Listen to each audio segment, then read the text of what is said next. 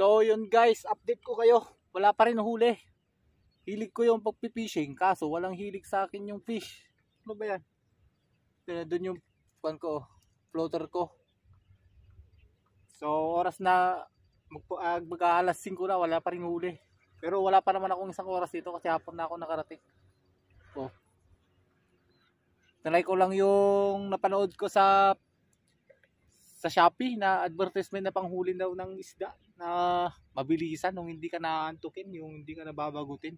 Yung kahagis mo lang na ganyan, may mahuhuli ka na. Kaso bakit parang ganun? Maingay lang siguro ako dito.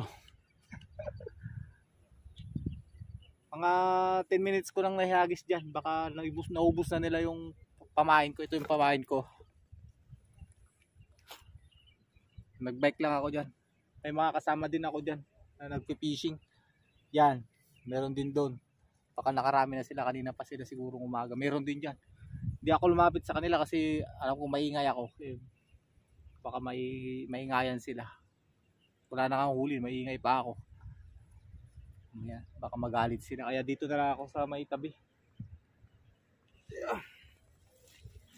So ganito pala ang buhay ng fishing guys. Ganito pala ang buhay nila. Mainit. Kakabagot. Yan talaga. Pero sa kanila naman guys, mga matatanda na yan, parang hobby lang nila. Diba sa atin yung mga karamihan, pagkalinggong ganyan day off, nagiinuman sila, diretso sila dito. Nag-fishing. O yun, no? Nakanya daw may kuwan doon. Andun yung sa akin eh. Doon kayo tumalon. Fishing. Yan. Pwede naman daw maghagis dito pero pag gabi lang. May CCTV kasi na nakakakuan doon. Pagka nag-isa mo lang araw, may inggit sila dyan, i-report ka sa pulis. Kasi dito talaga totally bawal talaga mag-fishing dito. Kahit pamingwit. Pero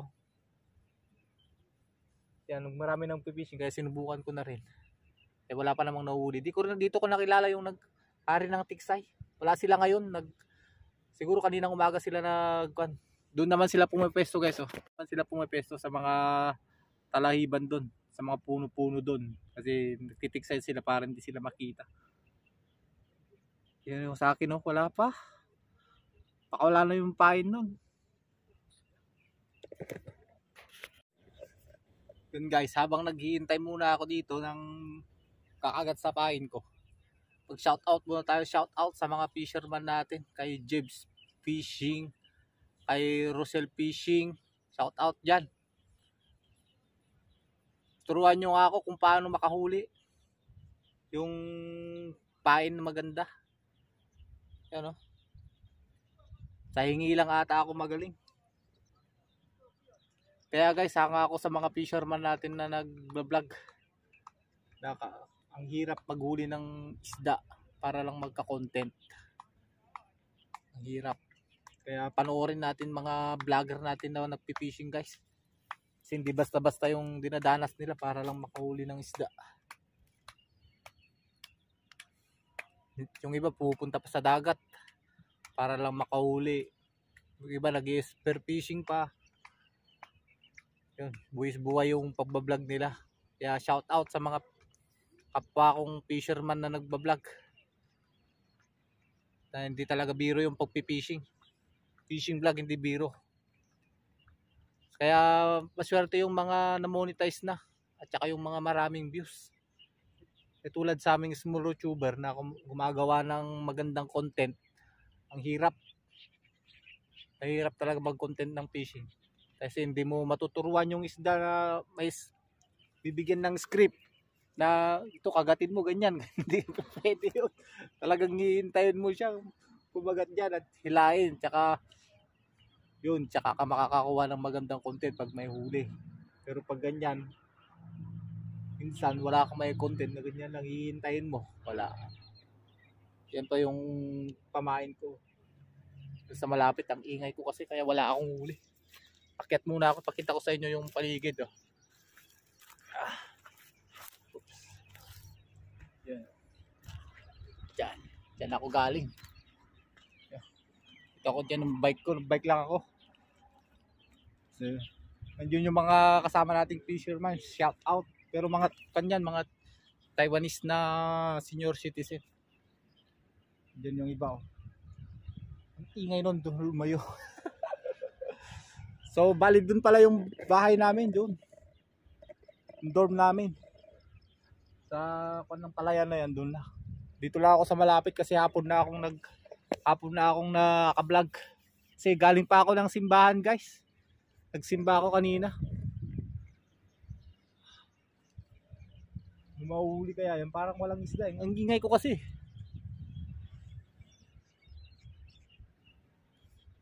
Ang malalaman dyan, pag naman nakahuli, kinagat yung malaki, hinila yung rod. Ayun, talo ako.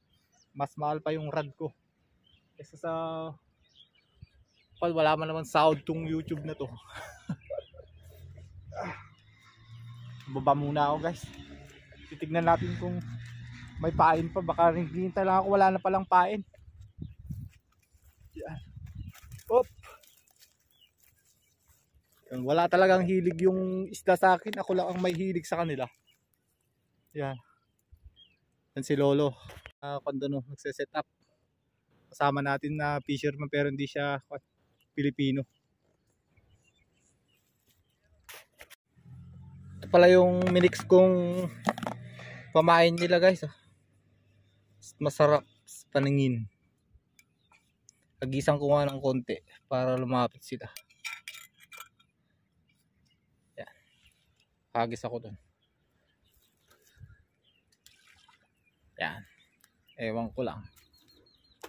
Okay, lumapit yan. Guys, alam nyo ba? Maraming isda dyan.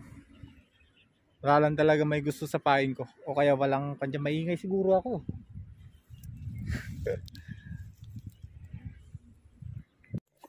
Yun guys, update ko lang. Wala pa rin huli. Nagsimula ako mga alas 4, mag-alas 5 na ngayon. Wala pa rin huli. Wala man lang kumagat sa pain ko. Kasi salita ako ng salita eh. Naka-live kasi ako. Maingay siguro ako kaya hindi sila malapit. Shout out ulit sa mga kon natin dyan, fisherman natin na kahit mainit, kahit walang huli, nagtsatsaga pa rin lumaot. Maswerte pa rin kami dito na meron na pagkukuhanan ng isda dyan na walang mahuli. Kasi ako, mahilig ako sa isda, yung isda lang walang hilig sa akin. By the way, shout out sa mga kon natin dyan, sa fisherman natin. Lalo na yung mga vlogger na small YouTubers na katulad ko. Nagtsatsagang kumuha ng magandang content. Kung lumalaot pa, sumasakay pa ng bangka para lang may content. Kaya panoorin natin sila, guys. Yung mga kon natin. Nulit ko yung mga vlogger natin na fisher ang content. Mahirap yun. Mahirap mag-content ng ganun. Kasi hindi mo alam kung may mahuhuli ka. Pupunta ka nga sa laot, magko-content ka pero walang huli. Nag-aalanganin ka nang i-upload kasi walang huli. Parang walang highlights yung video mo. Kaya shout out sa mga kon natin dyan, mga vlogger natin na fishing yung content nila. So sa akin naman, ang content ko pag fishing, wala talagang huli pero i-upload ko pa rin to. Turuan nyo ako kung ano yung kamali ko dito sa ginawa ko. May mali ba akong ginawa? So yun lang guys, i-update ko ulit kayo. Ang oras natin alas 5 na, wala pa rin huli. Mga pag dumilim na, uwi na ako. Luluto na lang ako ng kamote. Yun. Pagisang ko lang ng guys, ng pamain. Yan. Lagyan ko ng pagkain nila dyan. Nagisang ko dyan sa may para lumapit sila. Sino? Agis ako dyan sa gitna. Kasi hindi naman nila kinakain. Iagis ko na lang. Ah? Yun.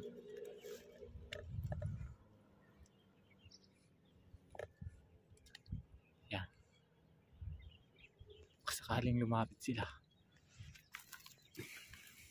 Yung pain ko guys, yung mix na binili kong amoy tuyo, tapos harina, tapos yung red. Si Lolo wala pa ring huli, kararating lang yan si Lolo. Yung iba yun matagal na doon. Ayun, hindi ko alam, nagkakaon yun, yung jiggling pa yun tawag doon, ginagawa niya. Oh, may huli na oh. Oh, ako wala pa. Yan oh, buti pa sila may huli na. Sana all. Buti pa sila may huli na. Siya ngayon wala pa rin. Si Lolo doon nakaligpit na. Yun. Kasama ko naman dyan. Nandyan siya.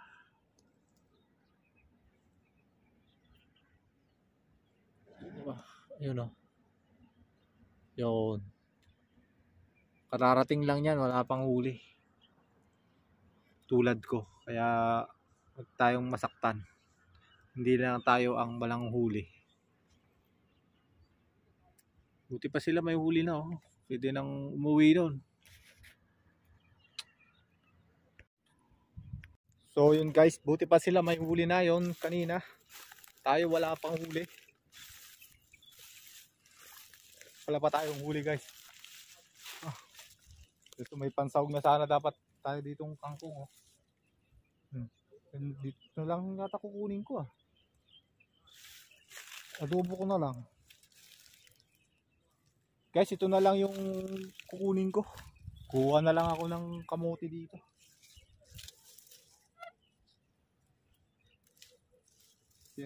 Ito na lang yung magiging huli ko. Kangkong pala. Adobo ko na lang mamaya. Pwede na to. Wala akong huli eh. Walang huli. Ito na lang. Kuha na lang ako dito, di ba? Masarap naman to, di ba? Pang adobo.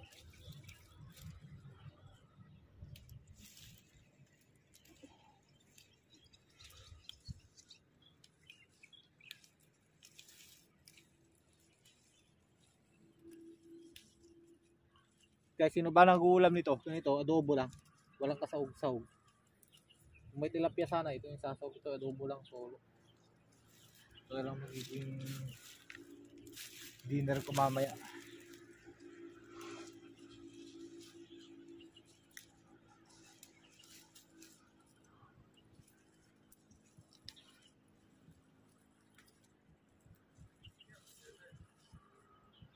Magiging pamagat nito, isda, naging kangkong.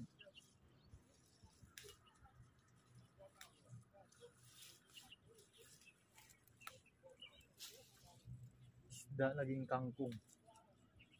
Pero masarap naman ito, adobo. Yeah. Malinis to guys kasi ito sa tabi ng patubukid. Walang man basura dito, walang nagtatapon ng basura. Kasi mga bumibisitang mga fisherman dito na hindi sila ganun kadugyot.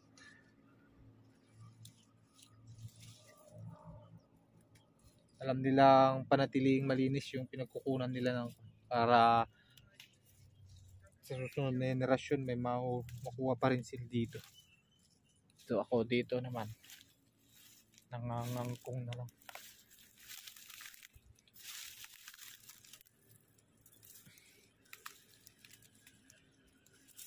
Wala eh. Ayaw nila yung kwanto. Malay mo mabulabog ko dito. Punta sila doon.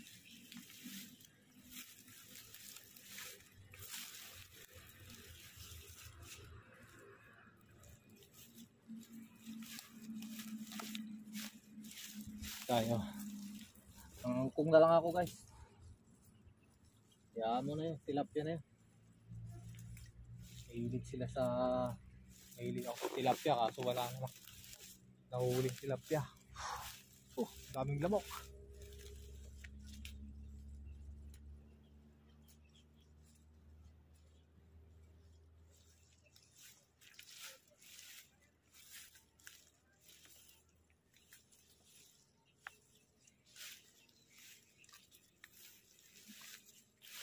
Nangangkong na lang ako.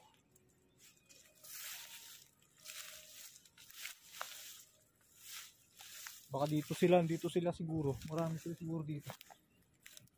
Doon kasi yung spot ko eh. Sa part na yon. Kabaybayin ko na lang tong ano to. Gilid na to. Uy. May kudahasata dyan ah.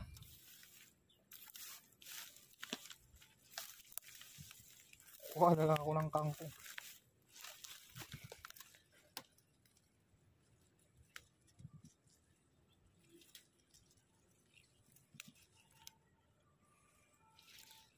At least win-win pa rin yung pagpunta ko dito.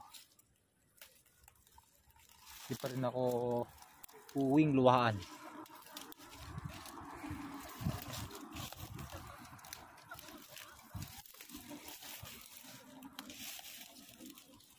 Ang dami. Ako lang nakakaalam nito. Ang kasama ko din nila alam.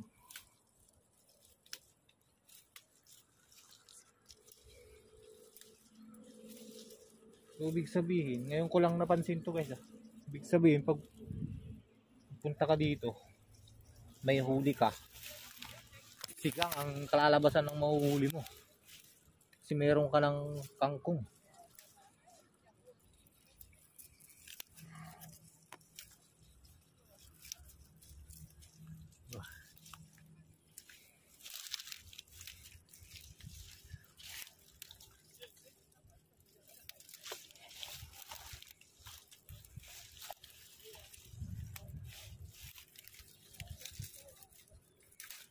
Dami ko nang nakuha guys. Adobo na to, sarap.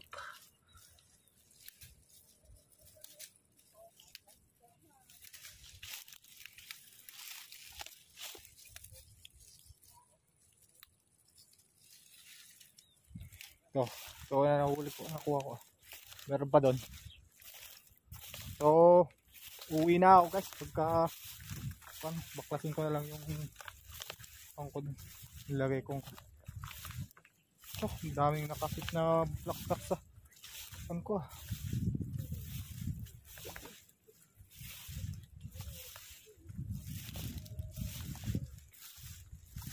So at least hindi pa rin tayo talo guys ah. Yan o, dami.